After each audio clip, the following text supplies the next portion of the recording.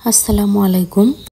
কাপড় কাচার বা গোসল করার যে কোনো সাবান ইউজ করার পরে বহুদিন ইউজ করার পরে এরকম পাতলা হয়ে যায়, কিন্তু এই পাতলা সাবানটি পরে আমরা আর সঠিকভাবে ব্যবহার করতে পারি না, নষ্ট হয়ে যায়।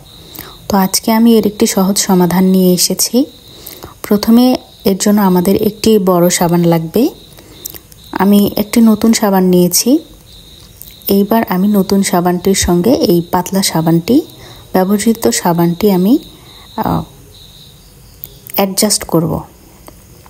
তো এর জন্য আমাকে আগে দুইটি সাবানই ভিজিয়ে নিতে হবে ঠান্ডা পানি দিয়ে। তো আমি ঠান্ডা পানি দিয়ে ভিজিয়ে নিচ্ছি।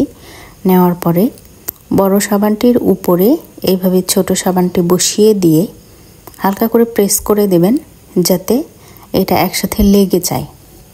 তো আপনারা দেখুন, আমি আরও ভালো করে প্রেস করার চেষ্টা করছি, যেহেতু সাবানটা ভেজা এই জন্য একটু পিছলে যাচ্ছে। তো আপনারা দেখতে পাচ্ছেন এই যে আমি দুইটা অ্যাডজাস্ট করে ফেলেছি।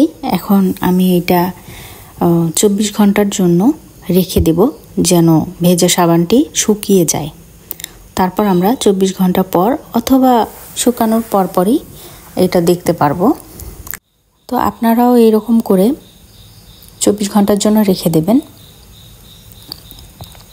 এরপর আমরা একদিন পরে আমি আপনাদেরকে দেখাচ্ছি পাতলা সাবানটি বড় সাবানটির সঙ্গে একদম শক্তভাবে লেগে গিয়েছে। এখন যদি আমি এই সাবানটি দিয়ে কাপড়ে ঘষি, তাহলে দেখা যাবে যে সাবানটি খুলে যাবে না।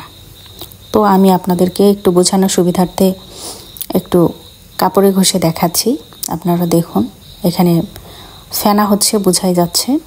এবং আমি কাপড়ে ঘষার পরেও আপনাদেরকে অবশিষ্ট অংশটা দেখিয়ে দিব যে সাবানটা একদম পাতলা সাবানটা মোটা সাবান থেকে খুলে যাবে না, খুব শক্তভাবে লেগে গিয়েছে। এরকম পাতলা সাবান দেখে মনে হয় যে এটি খুবই অল্প, কিন্তু না, এরকম একটা পাতলা পিস দিয়ে একটা বেডশিটও ধোয়া যায়। তো আপনারা দেখুন, আমি সাবান লাগানোর পরেও পাতলা সাবানটি খুব ভালোভাবে এঁটে গিয়েছে এবং এটি খুলছে না। এইভাবে আপনারাও চাইলে ব্যবহার করতে পারেন।